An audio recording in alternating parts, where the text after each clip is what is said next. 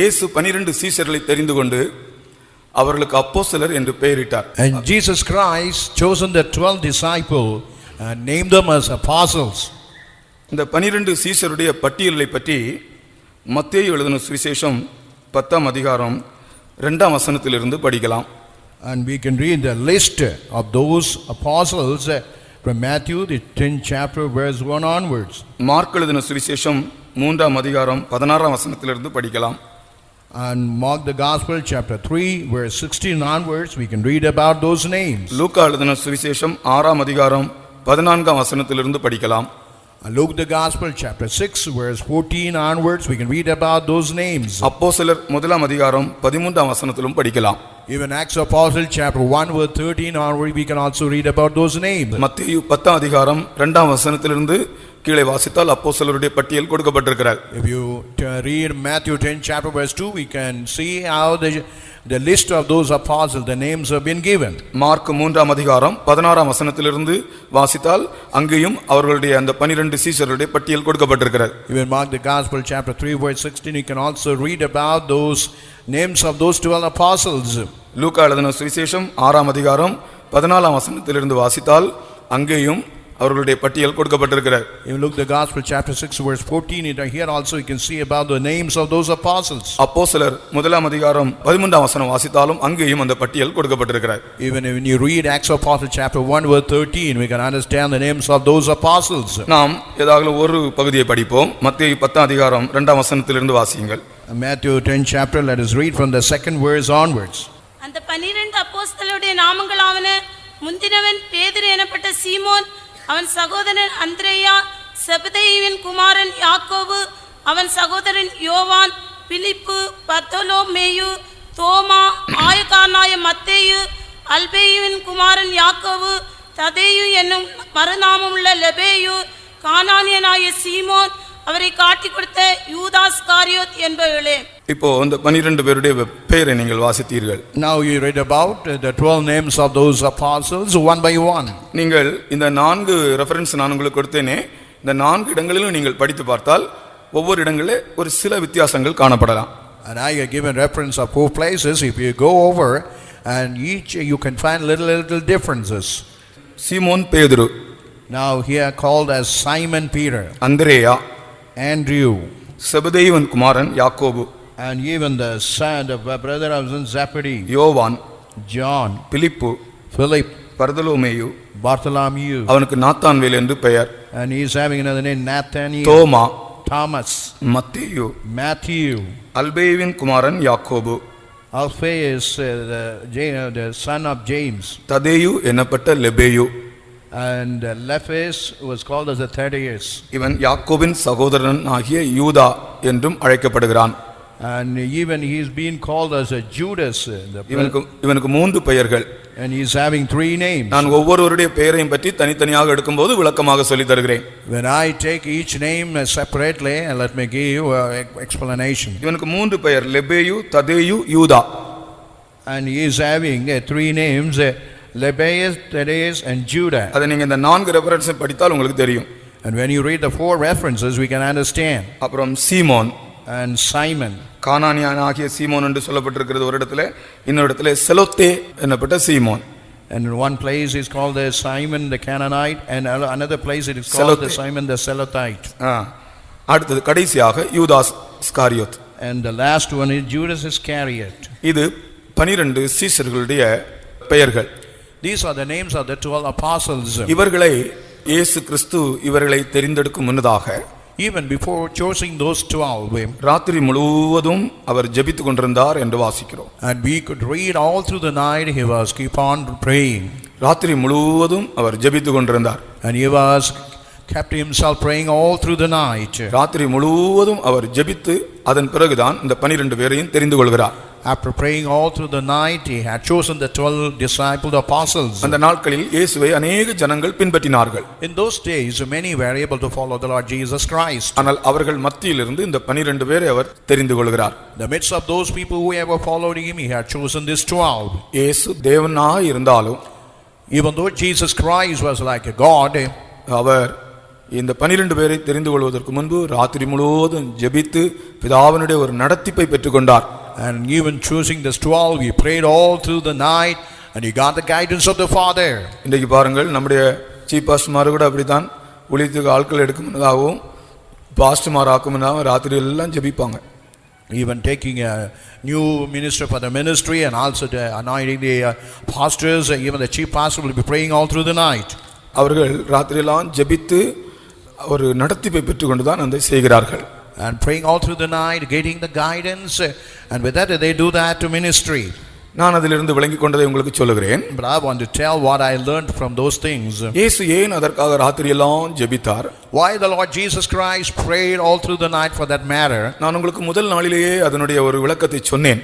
Even the first day itself I had given the explanation. இயேசு செய்த ஊழியங்களில் எல்லாவற்றிலும் இது ஒரு மேன்மையான முக்கியமான ஒரு ஊழியம். Apart from all the ministry whatever did by Jesus Christ, but this ministry was so significant and important. அவர் இந்த உலகத்திலிருந்து பரமேறி போன பின்பு, After the Lord Jesus Christ ascended from this earth to heaven, தன்னுடைய ஸ்தானத்திலே பிரதிநிதிகளாக வைக்கப்பட வேண்டிய 12 பேர், and he had chosen those 12 as a representative, the place where they had to take கர்த்தருக்கு his ஸ்தோத்திரம். place. அவர் செய்ய வேண்டிய ஊழியத்தை தொடர்ந்து செய்ய வேண்டியவர்கள், அதற்காகத்தான் அந்த 12 பேர் தெரிந்து கொள்ளப்பட்டார்கள். அந்த முக்கியத்துவத்தை வெளிப்படுத்தும்படியாக தேவனிடத்தில் ஒரு நடத்திப்பை பெற்றுக்கொள்ளும்படியாக ராத்திரி முழுவதும் ஜெபித்தார். To get the importance, they had to be chosen. He prayed all through the night. இயேசுவே அப்படி ராத்திரி முழுவதும் ஜெபித்து செய்திருப்பார் என்றால், நாமெல்லாம் ஒவ்வொரு ஊழியங்கள் முக்கியமான காரியங்கள் செய்யும்போது நாமெல்லாம் எத்தனை ராத்திரி ஜெபம் பண்ணினால் அதை செய்ய வேண்டும் பாருங்கள். If Jesus Christ prayed all through the night and did that ministry, how much we had to pray all through the night to do some other thing in the world. கர்த்தருக்கு ஸ்தோத்திரம். Praise to the holy name. இயேசு அதை முக்கியப்படுத்தி ராக்காலம் முழுவதும் ஜெபம் பண்ணினார். And Jesus Christ make it as an important thing, and he prayed all through the night. அவர்களுக்கு அப்போஸ்தலர் என்று பெயரிட்டார். And he had given the names to those disciples, those apostles. கிரேக்க பாஷையிலே அப்போஸ்தலோ என்றுதான் எழுதப்பட்டிருக்கிறது. Even in the Greek word it has been written as apostolo. அவர் என்றால் அனுப்பப்பட்டவர்கள் என்ற அர்த்தம். That mean they were the people who have been sent by God. அதற்கு 4 அர்த்தங்கள் சொல்லுகிறேன். அப்போஸ்தலோ என்ற வார்த்தைக்கு 4 அர்த்தங்கள் சொல்லுகிறேன். And I want to give you 4 meaning for the word, the term Greek word apostolo. முதலாவது, The first one, ஒப்புக்கொள்ளப்பட்ட சீக்கிரமாய் முடிக்க வேண்டிய ஒரு செயலுக்காக அனுப்பப்படுகிறவர்கள். and whatever the thing they committed, they have been sent to do it as early as speedily as possible. 2, Secondly, ஒரு குறிப்பிட்ட நோக்கத்திற்காக மனிதரின் குழுவை அனுப்புவது. and for the certain purpose, sending the group of people for that purpose. 3, And third one, அதிகாரப்பூர்வமாக ஒப்புக்கொள்ளப்பட்டு ராஜாவுக்கு பதிலாக அனுப்பப்படும் ஒருவர். it is a person who have been officially accepted. Instead of a king, he is a person being sent in that place. 4, Fourthly, பொறுப்பும் வல்லமையும் அதிகாரமும் அளித்து ஒரு செய்தியுடன் ஒருவனை அனுப்புவது. and giving power, responsibility and authority with the message, sending a person for that purpose. கர்த்தருக்கு ஸ்தோத்திரம். Praise to the holy name. இந்த 4 அர்த்தத்தை நான் உங்களுக்கு பின்னாலே விளக்கி தருகிறேன். And I want to give you explanation for the 4 meanings. கர்த்தருடைய நாமத்துக்கு ஸ்தோத்திரம். Glory be to his holy name. அவர்களுக்கு அப்போஸ்தலர் என்று பெயரிட்டார். And he had given names as apostles. இவர்கள் 12 பேருக்கும் பொதுவாக 4 தகுதிகள் இருந்தன. And generally they had 4 qualifications. 1, இவர்கள் அழைக்கப்பட்டவர்கள். First, they have been called. 2, இவர்கள் அபிஷேகம் பெற்றவர்கள். Secondly, they have been anointed. அதாவது இயேசு அழைக்கும் போதல்ல, ஆனால் அழைக்கப்பட்ட பின்பு அவர்கள் அபிஷேகம் பெற்றவர்கள். When they have been called, after that they were specially anointed for that purpose. 3, இவர்கள் அனுப்பப்பட்டவர்கள். Thirdly, they have been sent. 4, இவர்கள் அன்னகர்கள். And fourthly, they were all eunuchs.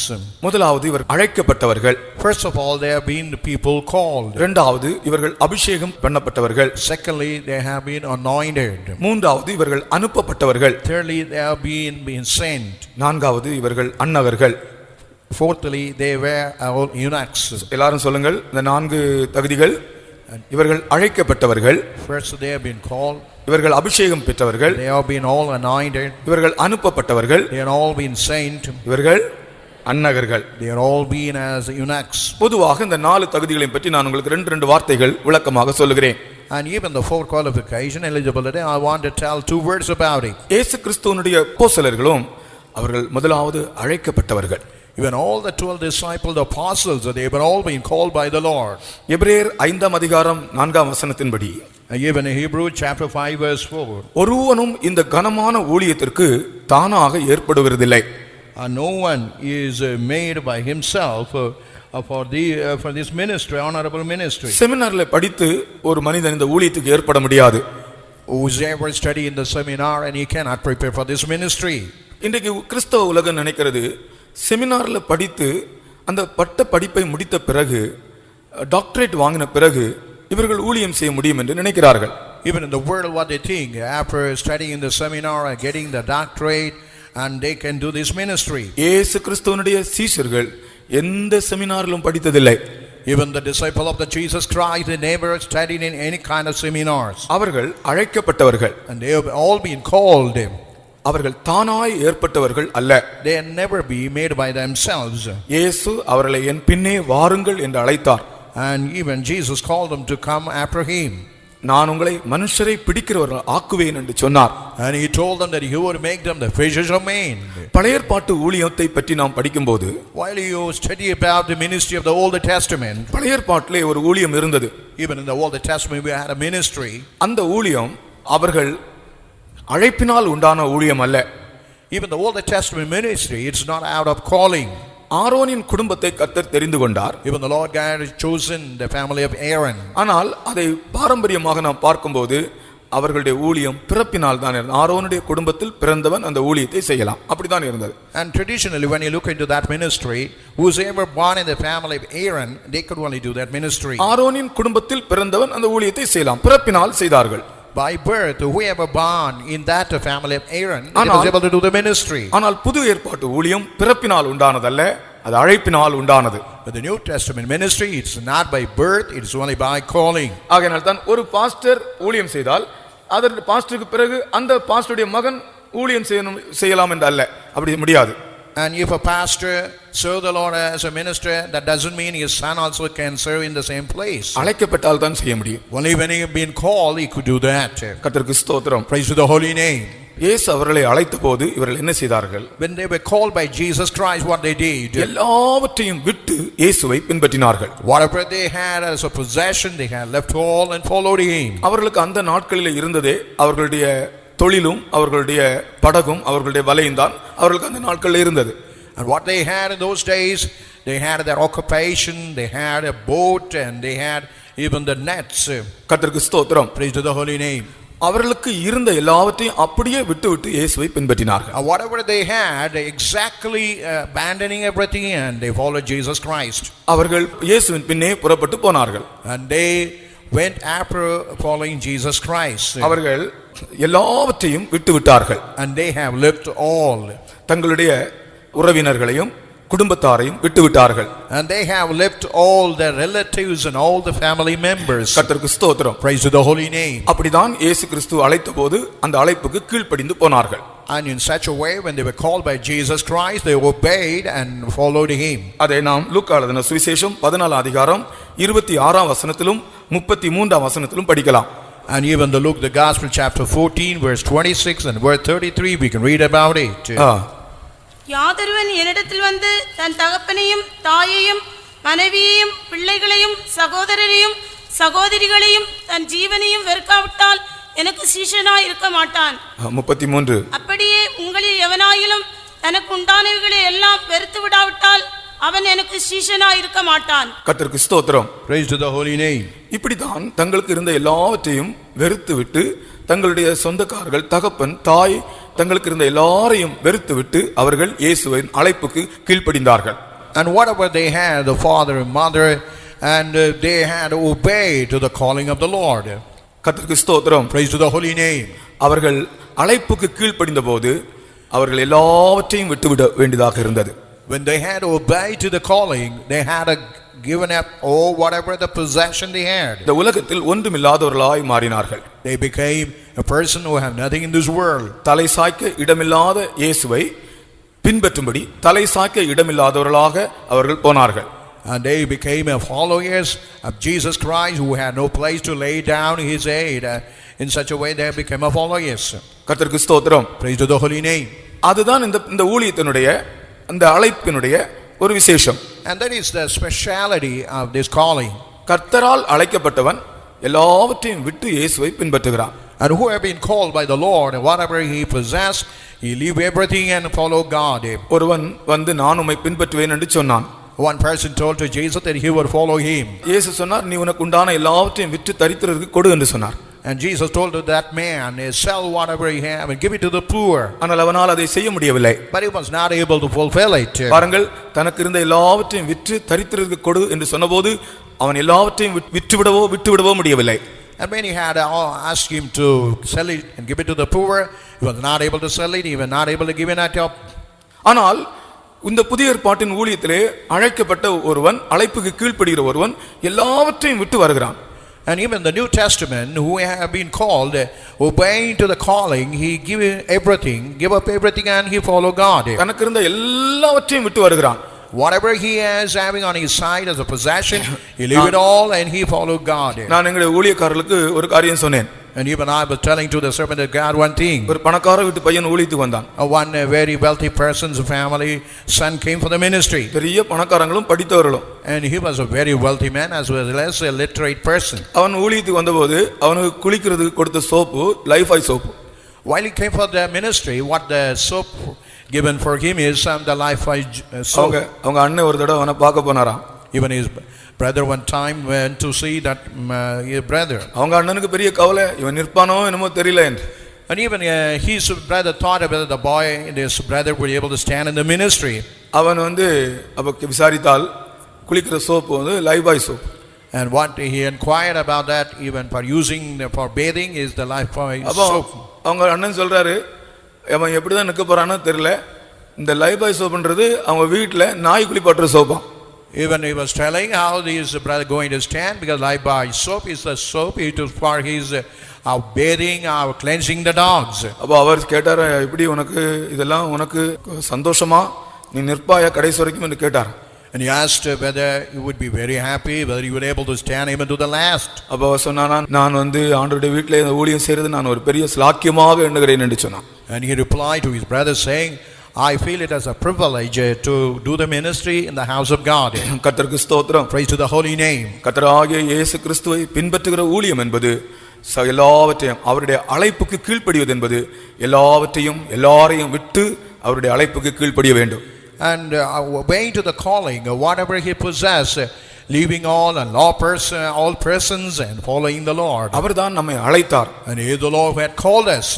ஒரு இடத்திலே சொல்லப்பட்டிருக்கிறது, தண்டிலே சேவகம் பண்ணுகிற எழுதி கொண்ட ஒரு அனுபவம். And even in one place it has been written, it is something which have been given. Recruitment, ஆர்மில ரெக்ரூட் பண்றது போல.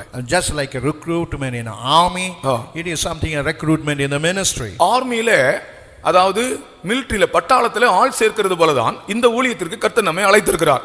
Just like recruiting a new sipahi in the military, in such a way God has called us for the ministry. தண்டில் சேவகம் பண்ணுகிறவன், and whosoever is so in the military, சேவகம் எழுதி கொண்டவனுக்கு ஏற்றவனாய் இருக்கும்படி, and that he may be faithful to the person we had written. அப்ப நாம் அந்த வசனத்தின்படி நம்மை அழைத்தவர் யார்?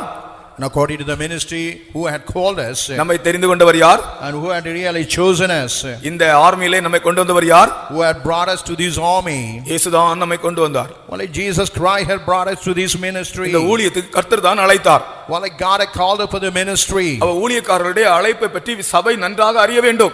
Even the church and congregation must have a good knowledge about the calling of the ministers. அவர்களை கர்த்தர் தான் அழைத்தார். And the Lord God only had called them. கர்த்தர் அழைத்து ஆர்மியிலே கொண்டு வந்தார். And God had called them and brought them into this army.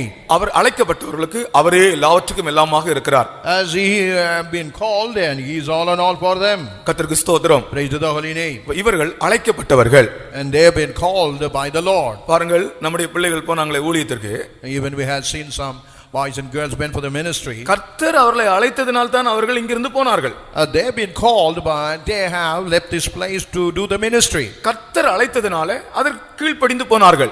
God had called to as obedience, they went for the ministry. அது ஏதோ ஒரு மன எழுச்சியில் போனதல்ல. It's not something like a emotional or anything. They have went for the ministry. ஒவ்வொருவரும் தனித்தனியாக கேட்டால் அவர்கள் சொல்வார்கள் கர்த்தர் எங்களை அழைத்தார். If you ask individually, they would say they have been called by the Lord. அதுபோல ஒவ்வொரு சீஷர்களையும் 12 பேரையும் கர்த்தர் அழைத்தார்.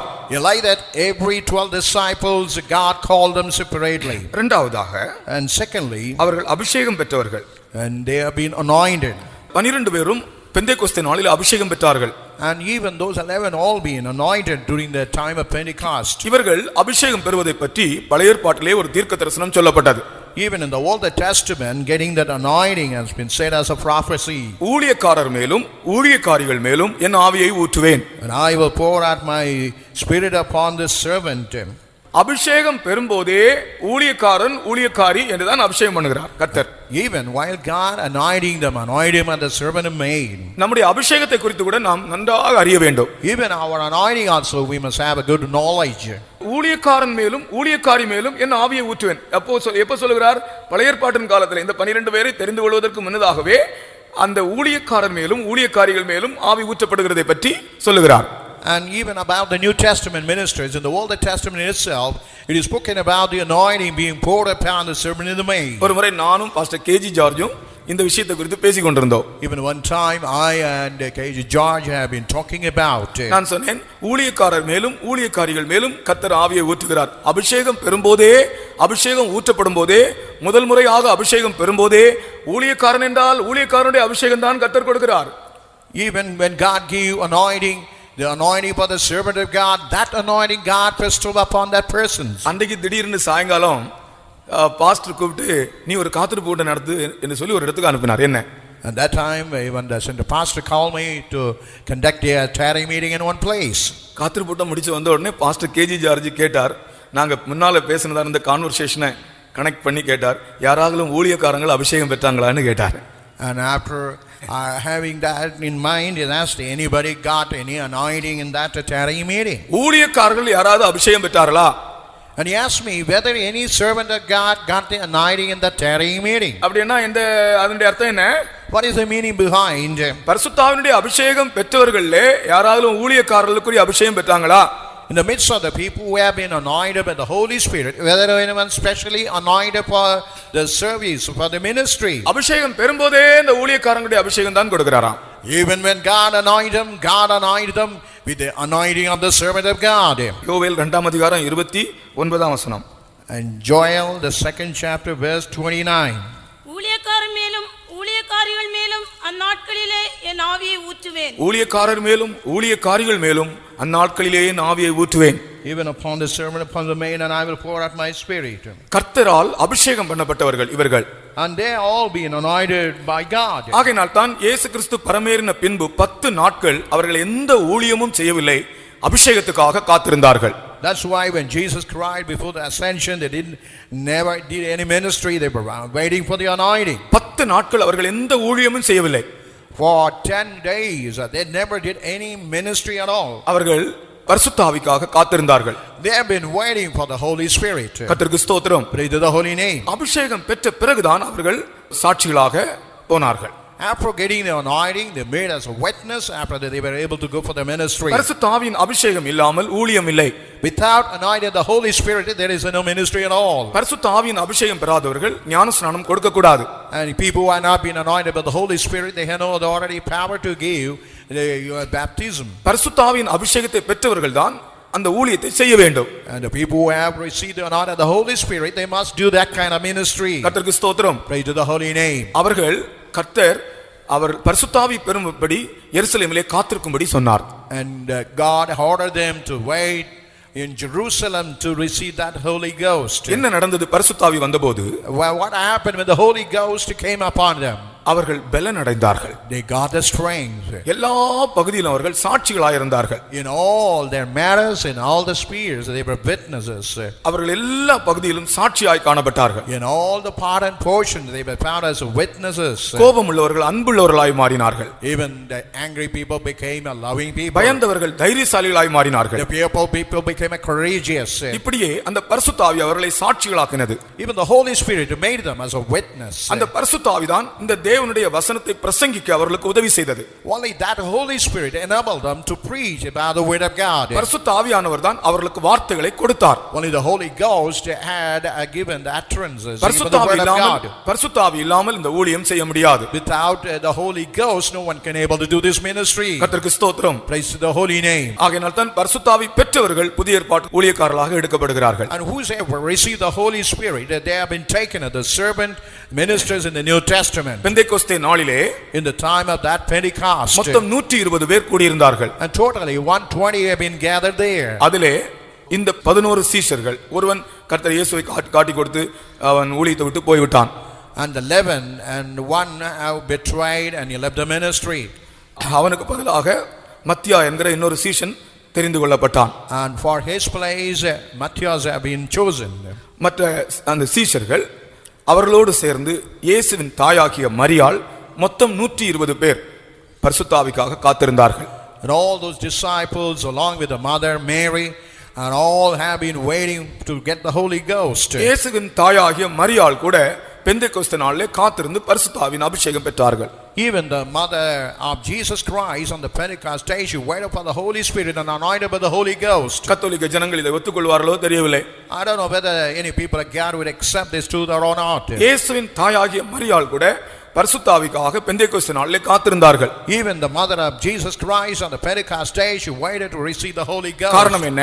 What was the reason? அவர்கள் எழுத்தின்படி இயேசுவை பிரசவித்தவர்களாய் இருந்தாலும், even though literally she had brought up Jesus Christ, இயேசு கிறிஸ்துவினுடைய வருகையிலே இயேசு அவர்களுக்கும் மணவாளனாய் மாறுகிறார்.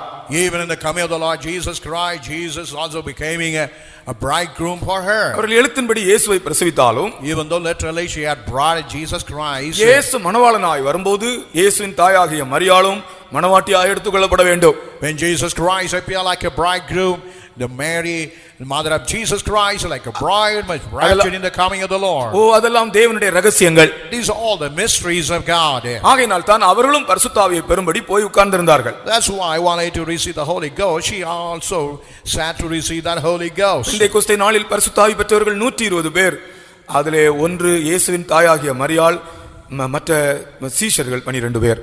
And even the time of that Pentecost, they were 120 gathered in that mother of Jesus Christ, Mary, even all those 12 disciples. Pentecost நாளிலே பேதுரு மற்ற 11 பேரோடும் கூட எழும்பி நின்றார். Even Peter stood along with those 11. அந்த 12 பேரும் அபிஷேகம் பெற்றவர்களாய் எழும்பி நின்று பிரசங்கம் பண்ண தொடங்கினார்கள். Even those 11 anointed, with that they started preaching. கர்த்தருக்கு ஸ்தோத்திரம். Praise the holy name. மூன்றாவதாக, And thirdly, இவர்கள் அனுப்பப்பட்டவர்கள். and there they have been sent. இப்ப நான் சொன்ன முதலாவது சொன்ன 4 காரியத்துக்கும் விளக்கம் சொல்கிறேன். Well, I'm going to give explanation for the 4 things what I mentioned before. அனுப்பப்பட்டவர்கள் தான் அப்போஸ்தலர்கள். And who's have been sent, they have been called as apostles. அதுக்கு 4 அர்த்தங்கள் உண்டு. And there are 4 meanings for that. ஒன்று, சீக்கிரமாய் முடிக்க வேண்டிய ஒரு செயலுக்காக அனுப்பப்படுகிறவர்கள். For a matter which ought to be finished early, for that purpose they have been sent. அதே போல இவர்கள் அனுப்பப்பட்டதன் முதலாவது காரணம் சீக்கிரமாய் ஒரு காரியத்தை முடிக்க வேண்டியதாக இருக்கிறது. அதற்காகத்தான் கர்த்தர் இவர்களை அனுப்புகிறார். And why they have been sent, even that commission is a matter which has to be done and executed as early as possible. இயேசு கிறிஸ்து செய்து முடிக்க வேண்டிய ஒரு காரியம், அது சீக்கிரமாய் முடிக்க வேண்டிய ஒரு காரியம். அந்த காரியத்தை செய்து முடிக்கும்படியாக இவர்கள் அனுப்பப்படுகிறார்கள். And there is a matter of Jesus Christ. It is a matter that had to be concluded as early as possible. For that purpose, these disciples of apostles have been sent. அந்த காரியம் என்ன? What was that matter? ஒரு கூட்டம் ஜனத்தை இயேசு கிறிஸ்துவினுடைய வருகைக்காக ஆயத்தமாக்குவது, அது சீக்கிரமாய் செய்து முடிக்க வேண்டிய ஒரு காரியம். One group of people might be made prepare for the coming of the Lord that had to be done very early as possible. அது அசதியாய் செய்ய வேண்டிய காரியம் அல்ல. It's not a matter which we done with all sluggishness. அது நிர்விசாரமா இருக்க வேண்டிய காரியம் அல்ல. It's not a matter I consider to so recklessly. இந்த வேலை, இந்த ஊழியம் சீக்கிரமாய் செய்து முடிக்க வேண்டிய ஒரு காரியம். Even this ministry, this purpose is a matter as early as it has to be fulfilled. ஆகையால் தான் கர்த்தருடைய ஊழியத்தை அசதியாய் செய்கிறவன் சபிக்கப்பட்டவன். That whosoever do the ministry with all recklessness, he is a cursed person. இது அசதியாய் செய்யக்கூடாது. சீக்கிரமாய், அதாவது அந்த அனுப்பப்பட்டவன் என்ற வார்த்தையினுடைய 4 பகுதிகளை சொல்லுகிறேன். And this ministry must never be done carelessly. It has to be done promptly. எந்த ஊழியத்தை நீங்கள் செய்தாலும் சீக்கிரமாய் அதை செய்து முடிக்க வேண்டும். Whatever the ministry you do, you have to do promptly and early and finish it as நாளைக்கு early. செய்யலாம் என்று நினைக்க கூடாது. You should never think that you could do it in the next day. சபைக்கும் இதை நான் ஒரு தூதாக சொல்லுகிறேன். I want to give us a message to the congregation. ஆவிக்குரிய காரியத்தை நாளைக்கென்று மாற்றி வைக்காதிருங்கள். Don't postpone any spiritual matter for the next day. அது சீக்கிரமாய் செய்து முடிக்க வேண்டிய ஒரு காரியம். It's a matter that you have to fulfill it as early as possible. தேவனுடைய ஊழியக்காரர்கள் சீக்கிரமாய் செய்து முடிக்கும்படி வரும்போது நீங்கள் அதை தாமதம் பண்ணக்கூடாது. Whenever the servant of God come to fulfill it as early as possible, you must never delay the matter. கர்த்தருக்கு ஸ்தோத்திரம். Praise the holy name. நீங்களும் அதை சீக்கிரமாய் செய்து முடிக்க வேண்டும். And you also have to do it as early as possible. அடுத்ததாக And actually, இரண்டாவது அர்த்தம், and there's the second meaning, குறிப்பிட்ட நோக்கத்திற்காக அனுப்பப்படும் ஒரு குழு, ஒரு group. and for a certain purpose a group have been sent for that in the midst of the people. இந்த இடத்திலே நான் உங்களுக்கு சொல்லுகிற ஒரு முக்கியமான வார்த்தை, இந்த ஊழியம் என்பது இது தனித்தனியாக செய்ய வேண்டிய ஊழியம் அல்ல. This is not a ministry independently, individually to be done. இது ஒரு குறிப்பிட்ட நோக்கத்திற்காக அனுப்பப்படுகிற ஒரு குழு. It is for a certain purpose being sent as a group. ஆகையால் தான் இது ஒரு ஐக்கியத்தோடு செய்யப்படுகிற ஒரு ஊழியம். It is a ministry with a great fellowship to be accomplished. இது தனியாக செய்ய வேண்டிய ஊழியம் அல்ல. This is not independently, individually, personally. It's not a ministry to be executed. அப்போஸ்தலோ என்றதான கிரேக்க பாஷையே அதனுடைய அர்த்தமே ஒரு குறிப்பிட்ட நோக்கத்தை நிறைவேற்றும்படி அனுப்பப்படுகிற ஒரு மனித குழு. And even apostolo, that meaning is to fulfill the certain purpose, being sent in groups. அப்படி என்றால் இந்த ஊழியம் செய்கிறவர்கள் இந்த குழுவிலே அல்லாவிட்டால் இந்த ஐக்கியத்திலே இதை செய்ய வேண்டும். And whoever doing the ministry, they must join along in that group and they had to do it. அதனால் தான் இந்த ஊழியம் பாருங்கள் ஐக்கியமாய் செய்யப்படுகிறது. That's why this ministry is being fulfilled with the fellowship and with the unity. இது independent ஊழியம் அல்ல. This is not an independent ministry. அந்த வார்த்தையினுடைய அர்த்தமே இது ஒரு குழு. And the meaning of that is it is something like a group. இது ஒரு team. It's something like a team. ஒரு கிரிக்கெட் டீம் பாருங்க எப்படி இருக்கு. And you can find about the team of cricketers. எல்லாரும் தான் அதில் விளையாடுகிறார்கள். And all are playing the role of playing the cricket. கர்த்தருக்கு ஸ்தோத்திரம். Praise the holy name. இது தனியாக ஒரு குரூப்ல தனியா ஒரு ஆள் நிக்க மாட்டாங்க. In that group nobody will stand separately. அது ஒரு குழுவாகத்தான் டீமாகத்தான் செய்ய முடியும். And it is something like a group, like a team. They had to do that play. இது ஒரு team work. This is like a teamwork. இது குழுவாக சேர்ந்து ஐக்கியமாக செய்யப்பட வேண்டிய ஒரு ஊழியம். And this is like a group and with all fellowship and unity it had to be executed. ஆகையால் தான் நாங்கள் இண்டிபெண்டன்ட் ஆட்களுக்கு சொல்லுகிறோம், நீங்கள் இண்டிபெண்டன்ட்டாக செய்யாமல் இந்த ஊழியத்தை அப்போஸ்தலரோடு சேர்ந்து செய்யுங்கள் என்று சொல்லுகிறோம். Even for the independent people we say don't do it independently. You join along with the apostles, with the unity you do this ministry. அப்பதான் அந்த நோக்கம் நிறைவேறும். Only then that purpose and intention would be fulfilled. மூன்றாவதாக, And thirdly, இவர்கள் அனுப்பப்பட்டதன் நோக்கம் என்ன? and what is the reason as they being sent? ராஜாவுக்கு பதிலாக அதிகாரப்பூர்வமாக ஒப்புக்கொள்ளப்பட்ட ஒரு வேலையை செய்யும்படி ராஜாவுக்கு பதிலாக ஒரு அனுப்பப்படுகிற ஆள். And they are, instead of a king, they have been sent whatever the work that have been committed and accepted to இங்கே do that. ஒப்புக்கொள்ளப்பட்ட அந்த வேலை என்ன? What is that committed and accepted work? மனுஷனை தேவனோடும் மனுஷனை மனுஷனோடும் ஒப்புரவாக்குற வேலைதான் ஆண்டவராகிய இயேசுவின் கையிலே கொடுக்கப்பட்டது. Even the ministry which were given to the Lord Jesus Christ, reconciling a man with God and reconciling a man with another person, the ministry being given. அந்த வேலையை செய்யும்படி While they do that kind of work, தனக்கு பதிலாக இயேசு நியமித்த ஆட்கள் தான் இந்த அப்போஸ்தலர்கள். only to do that work instead of himself, those 12 apostles being appointed for that purpose. கர்த்தருக்கு ஸ்தோத்திரம். Pray to the holy name. இந்த ராஜாவுக்கு பதிலாக அவன் ஒரு ஆள் அனுப்புகிறானே, அதுபோல இயேசுவுக்கு பதிலாக அனுப்பப்பட்டவர்கள். As they send a person for the king in such a way, instead of Jesus, they have been sent in that place. ஆகையினால் தான் அவர்கள் ஸ்தானாபதிகள் என்று அழைக்கப்படுகிறார்கள், ambassadors. That's why they have been called as ambassadors. ராஜாவுக்கு பதிலாக ஒப்புக்கொள்ளப்பட்ட வேலையை செய்யும்படி ராஜாவுக்கு பதிலாய் அனுப்பப்படுகிற ஸ்தானாபதிகள். Instead of a king, like a king in that place, as a representative, like an ambassador, they have been sent in that place. இந்த விஷயத்திலே ஒரு தீர்க்க தரிசனம் உண்டு. Even in that place, there is a prophecy. கர்த்தர் தன்னுடைய ஸ்தானாபதிகளின் வார்த்தையை ஸ்திரப்படுத்துகிறார். Even the Lord God is ratifying the words of those ambassadors. கர்த்தருடைய ஸ்தானாபதிகளின் வார்த்தையை கர்த்தர் ஸ்திரப்படுத்துகிறார். Even the Lord God is confirming the words of the ambassadors. ஆகையால் தான் கர்த்தருடைய ஸ்தானாபதிகளின் வார்த்தைகளை நாம் ஒருபோதும் அற்பமாய் எண்ணக்கூடாது. That's why we must never low estimate the words of the ambassadors. கர்த்தருடைய ஸ்தானாபதிகள் சொல்லுகிற வார்த்தையை கர்த்தர் நிலைப்படுத்துகிறார். Even whatever the words uttered by the ambassadors, God himself ratify and confirm it. அது பழைய ஏற்பாட்டிலேயே சொல்லப்பட்டிருக்கிற ஒரு தீர்க்க தரிசன வார்த்தை. And it is in the Old Testament, it is something said like a prophecy. கர்த்தருக்கு ஸ்தோத்திரம். Praise to the holy name. கர்த்தர் தன்னுடைய ஸ்தானாபதிகளின் வார்த்தையை நிலைப்படுத்துவார், ஸ்திரப்படுத்துவார். Even the Lord God, he would establish the words of those ambassadors. ஏசாயா 44:26 நான் என் ஊழியக்காரரின் வார்த்தையை நிலைப்படுத்தி என் ஸ்தானாபதிகளின் ஆலோசனையை நிறைவேற்றுகிறார். And even fulfilling the counsel.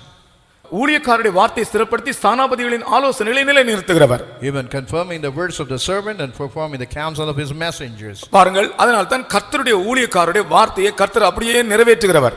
That's why one of the words uttered by the servant of God, exactly God fulfill it. அவர்களுக்கு தேவ ஆலோசனையின்படி அவர்கள் சொன்ன வார்த்தை அப்படியே நடக்கும். And according to the counsel of God, whatever they have professed, it will exactly take place. கர்த்தருக்கு ஸ்தோத்திரம். Praise to the holy name. அது அப்படியே நிறைவேற்றுகிறார். And exactly fulfill those words. அது தேவன் அந்த ஊழியத்தின் நிமித்தம் அப்படி செய்கிறார். Only for the sake of the ministry, the Lord God do that in that way. ஒரு காத்திருப்பு கூட்டம் நடந்து கொண்டிருந்தது. In one place when tarry meeting was going on, பக்கத்து வீட்டுக்காரன் நமக்கு ரொம்ப எதிர்ப்பு. and even the neighborhood, even the adjacent person, he was much in opposition for that. நம்ம காத்திருப்பு கூட்டம் தொடங்கின உடனே அவன் ஆட்களை வைத்து தன்னுடைய பிள்ளைகளை அனுப்பி கல்லு போட்டுட்டே இருப்பான். ஒரு முறை இவ்வளோ ஒரு பெரிய கல்லு தூக்கி போட்டான். பாஸ்டருடைய தலையில விழ வேண்டியது என்னமோ அந்த ஆஸ்பெஸ்டஸ் ஷீட் உடைஞ்சி அப்படியே அந்த மெத்தபாய் பக்கத்தில் விழுந்தது. இவ்வளோ பெரிய ஒரு துண்டு. Even sometime he will make his children or some others to pelt the stones, and even one day he cast a big mass of stone, even breaking that asbestos seat, it fell before the place of that pastor.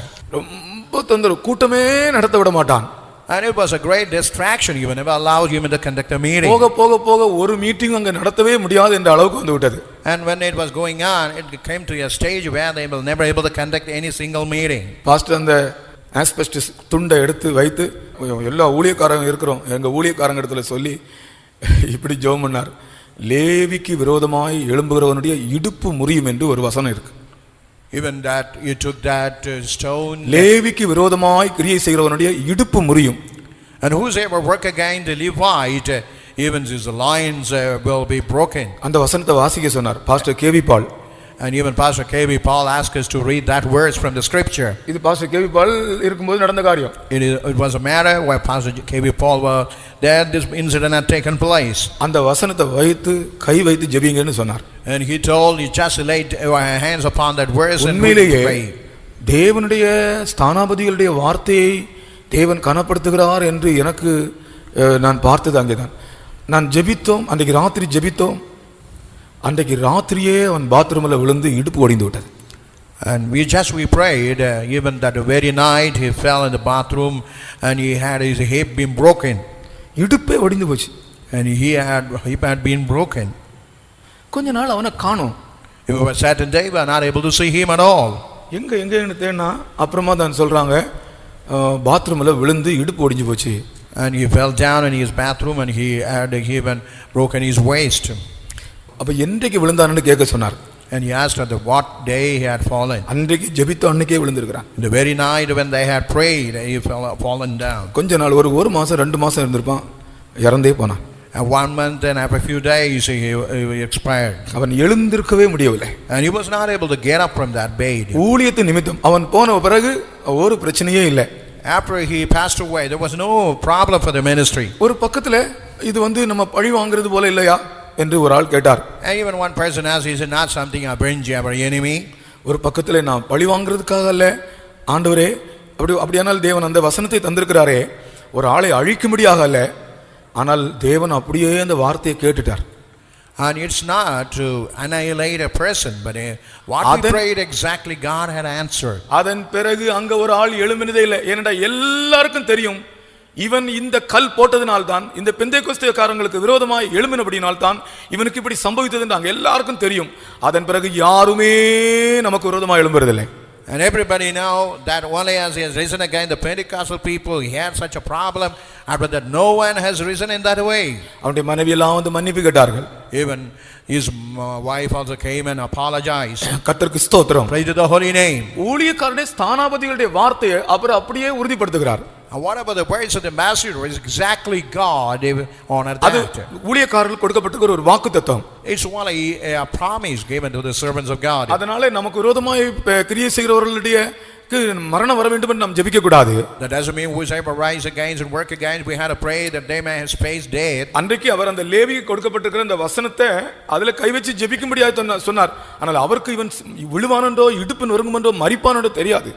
And he asked only to lay a hand upon those words, and he never thought that he would fall down. இன்றைக்கும் கர்த்தர் இந்த வார்த்தையை நிலைப்படுத்துகிறார். Even today God is establishing that kind of word. இவர்கள் தானாபதிகள் அந்த ராஜாவுக்கு பதிலாய் அனுப்பப்பட்டவர்கள். And they are ambassadors instead of a king, and that place they have been sent. இவர்களுடைய வேலை மனுஷனை மனுஷனோடும் மனுஷனை தேவனோடும் சமாதானப்படுத்தக்கூடிய வேலை.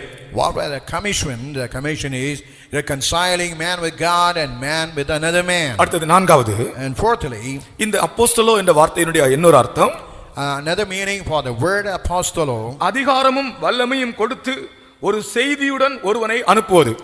giving responsibility, power and authority with a message and sending a person. அதிகாரமும் வல்லமையும் கொடுத்து ஒரு செய்தியுடன் ஒருவனை அனுப்புவது. Sending a one person, giving and responsibility, power and authority, and with a message sending him. அப்படியே இயேசு கிறிஸ்து அவர்களுக்கு வல்லமையும் அதிகாரமும் கொடுத்து ஒரு செய்தியையும் கொடுத்தார்.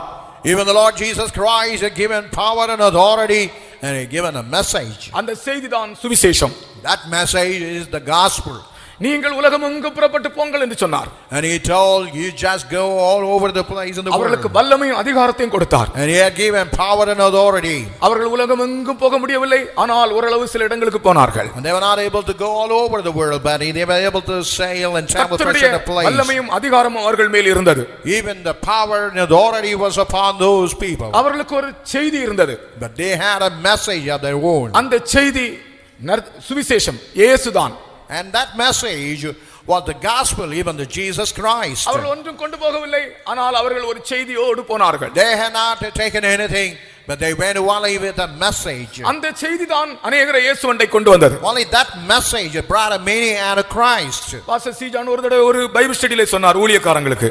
Even Pastor C. John told to the workers of meeting about one thing. நமக்கு ஒரு சுவிசேஷம் கொடுக்கப்பட்டிருக்கிறது. We have been given a gospel. அதை 1000 பேருக்கும் பிரசங்கம் பண்ணலாம். And we can preach for 1000. 100 பேருக்கும் பிரசங்கம் பண்ணலாம். Also we can preach for 100. 10 பேருக்கும் பிரசங்கம் பண்ணலாம். Also we can preach for 10. ஒரு ஆளுக்கும் சொல்லலாம். Even we can preach for one person. யாருமே இல்லாவிட்டால் அந்த சுவிசேஷம் நமக்குள்ள இருக்கிறது என்று சொன்னார். If nobody is there, but that gospel dwell in us.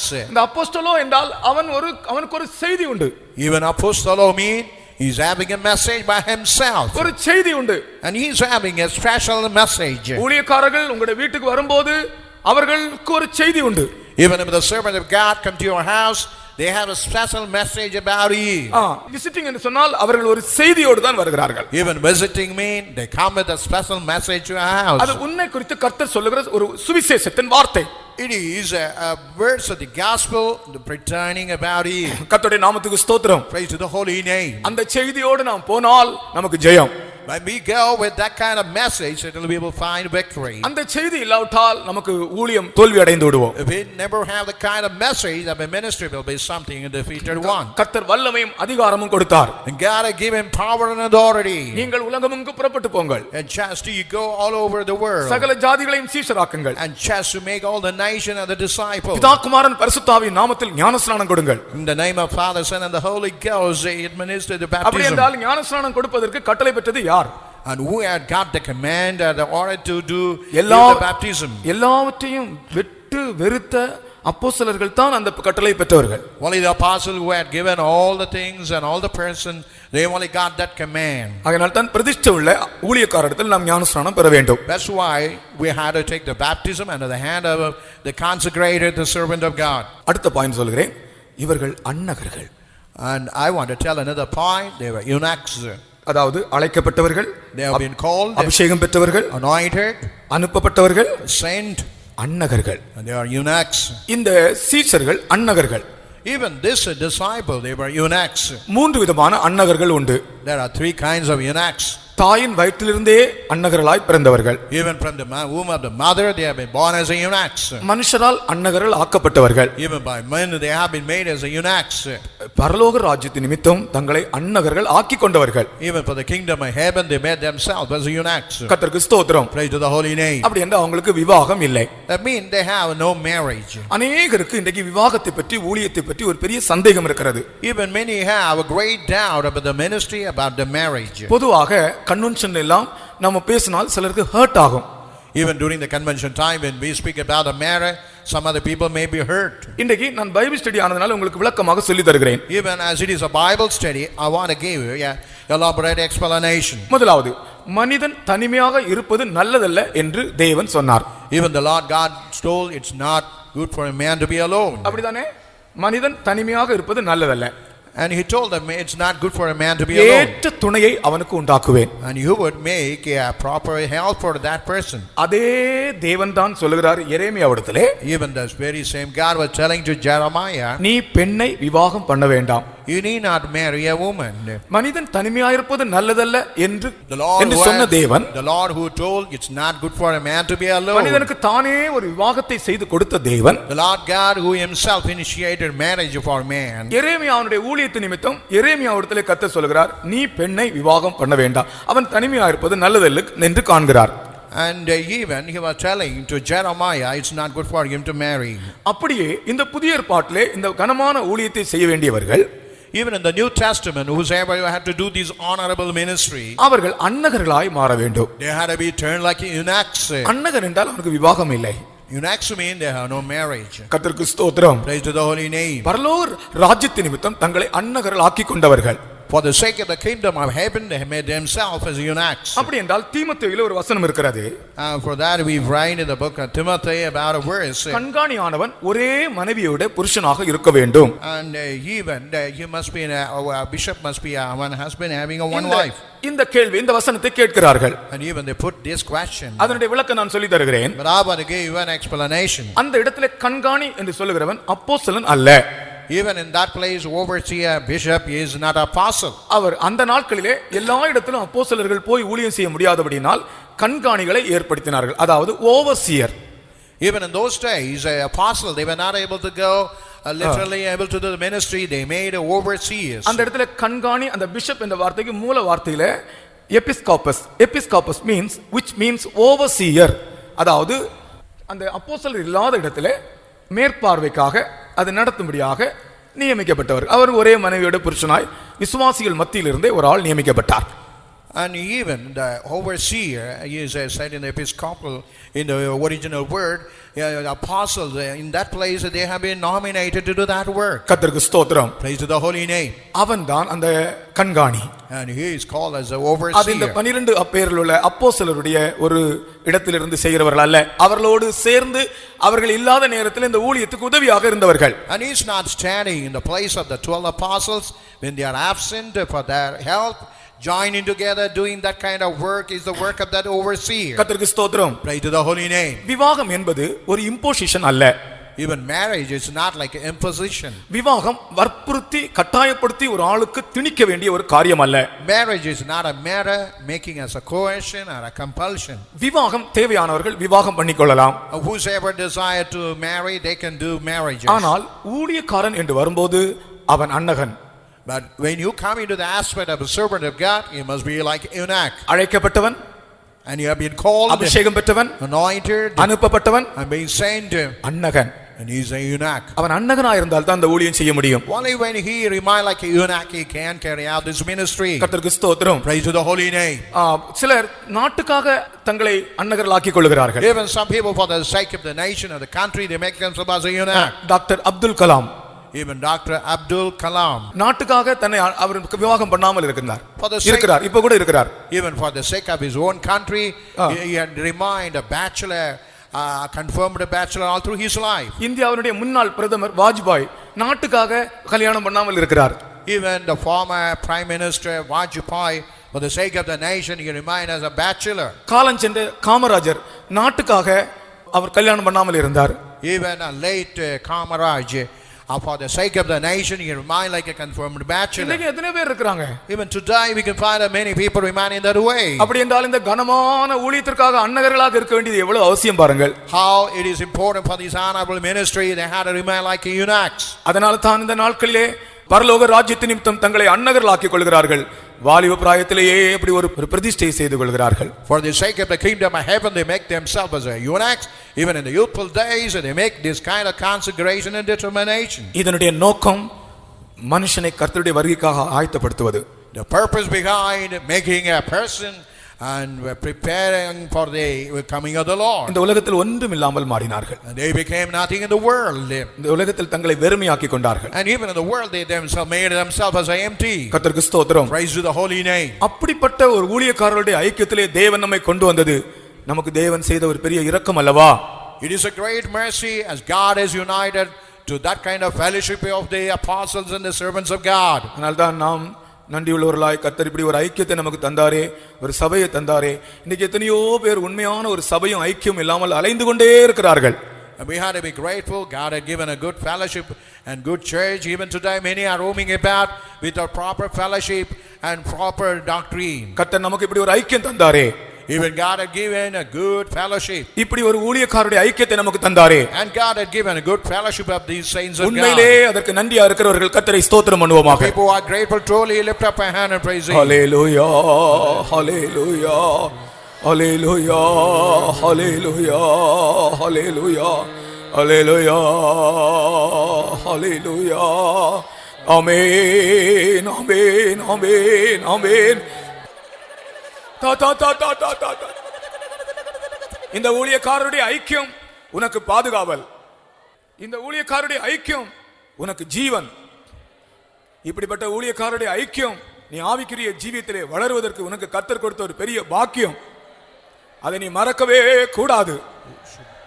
இதற்கு நன்றியாக நீ காணப்பட வேண்டும். You have to be grateful for that. ஆமென். இப்படிப்பட்ட ஊழியக்காரர்களோடு நீ ஐக்கியப்பட்டிருக்கிறாயே, உனக்கு ஒரு பெரிய பாதுகாவல்.